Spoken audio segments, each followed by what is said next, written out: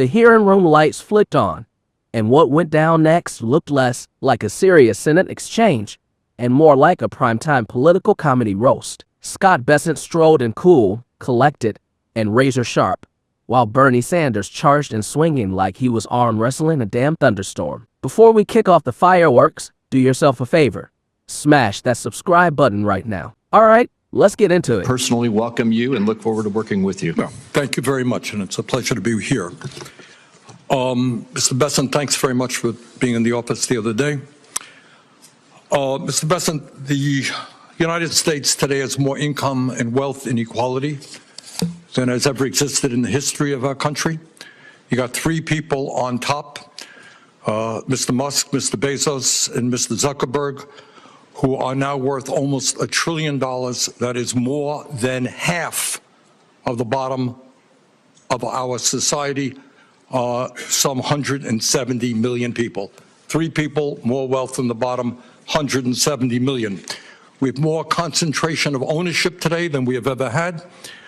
We have more concentration of ownership in the media, where a handful of billionaires like Musk, Bezos, Rupert Murdoch increasingly own the media and the information that the American people receive.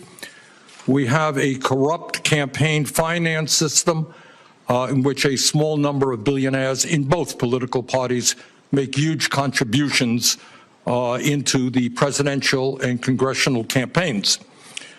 When you have a small number of multi-billionaires who have enormous economic, media, and political power, would you agree with President Biden, who last night stated, and I quote, "An oligarchy is taking shape in America of extreme wealth, power, and influence that threatens our entire democracy, our basic rights, and freedoms," end of quote. That's what President Biden said last night. I agree with him. Do you?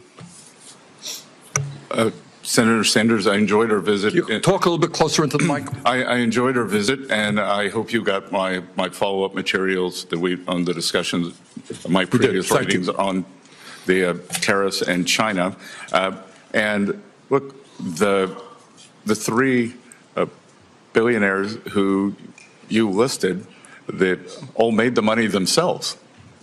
Mr. Musk came to the country as an immigrant. I understand that, but what I'm asking you is, when you have a handful of people like Musk, who will soon be part of the Trump administration, and others, when you have three people owning more wealth than the bottom half of American society, when these people have enormous influence over the media, when they spend huge amounts of money in both political parties to elect candidates, what Biden said last night is we're moving toward an oligarchy. I'm asking you that question. Do you think, forget how they made their money, do you think that when so few people have so much wealth and so much economic and political power, that that is an oligarchic form of society? Well, I would note that President Biden gave the Presidential Medal of Freedom to two people who I think would qualify for his oligarchs. So this is not a condemnation of any one individual. I'm just asking you, would so few people have so much wealth and power? But do you think that that is an oligarchic form of society? Senator, I think it depends on the ability to move up and down the income. No, that's not really the answer. I mean, even if you had that mobility, no matter who those individuals might be. All right, but let me ask you another question. Right now in America, we have over 22 million workers who are making less than $15 an hour, and nearly 40 million people in our country earning less than $17 an hour. Shamefully, the federal minimum wage, despite the efforts of myself and other people here, have not been raised since 2009 and remains an unbelievable $7.25 an hour. Will you work with those of us who want to raise the federal minimum wage to a living wage to take millions of Americans out of poverty?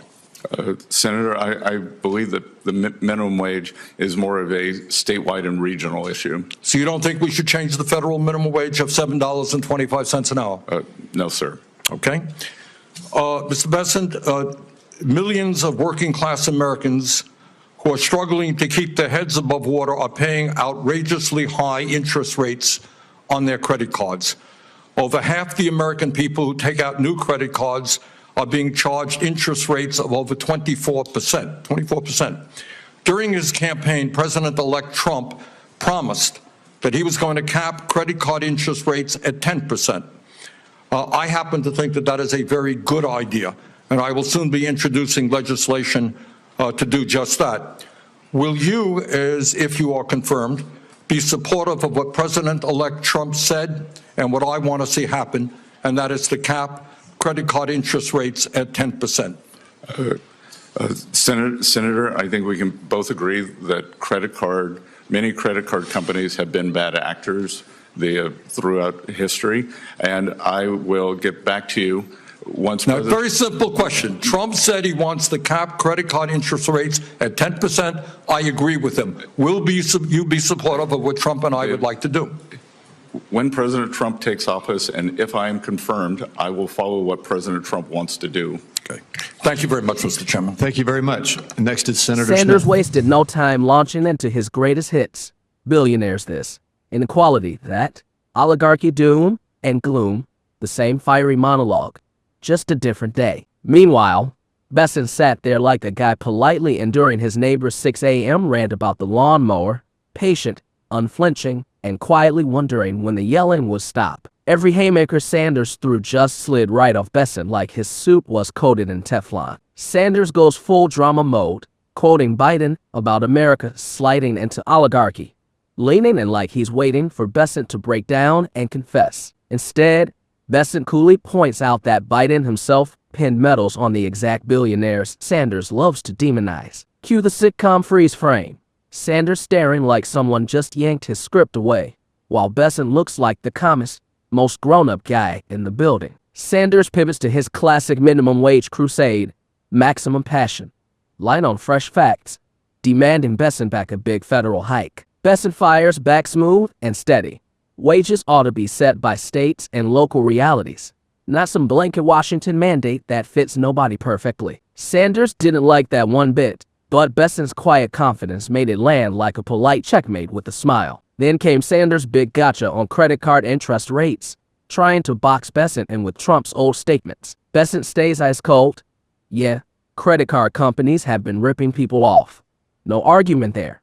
But he wasn't about to walk into Sanders' trap. When Bernie pushed harder, Besant dropped the perfect, diplomatic kill shot. He'll follow President Trump's lead when the time comes. You could feel the shift. Besant firmly in the driver's seat, Sanders looking straight up irritated. By the end, Sanders was swinging at air. Every attempt to paint billionaires and Republicans as cartoon villains just spotlighted Besant's rock-solid composure and Sanders' growing frustration. The Democrats on the panel looked like they could have used a teleprompter, while Besant handled the heat like he was chilling at Sunday brunch. When it was all over, the score was obvious. Sanders brought the thunder and the noise, but Besant brought the nuance, the calm, and flat out owned the room. The Dems wanted high drama. They got a political stand-up set with no real punchlines. If this breakdown had you grinning or nodding along, hit that subscribe button for more sharp takes, bold commentary, and the political moments that actually deserve the spotlight.